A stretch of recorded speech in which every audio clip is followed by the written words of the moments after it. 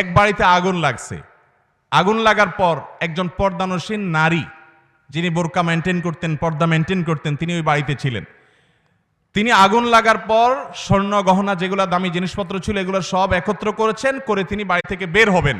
এই অবস্থা তাকায় দেখেন যে বাহিরে পুরুষরা আগুন নেবানোর কাজ করছে।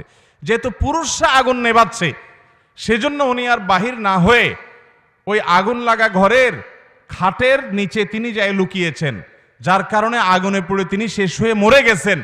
এই যে পর্দা করতে গিয়ে তিনি নিজের জীবনটাকে পর্যন্ত শেষ করে দিয়েছেন। পর্দা যারা করে তারা কত খারাপ, কত বাজে। এ হলো গল্প, এ হলো আপনার গল্পের নামে পর্দার বিদ্বেষ আমার সন্তানকে শেখানো হচ্ছে। ভাইরা আমার, আচ্ছা আপনি আমাকে বলেন, কোন বাড়িতে যদি আগুন লাগে, কোন নারী যদি সে আগুনের মাঝখানে পড়ে যায়, পুরুষরা আগুন নেভাচ্ছে, এই অজুহাতে কোনো মুসলমান নারী বের হবে না?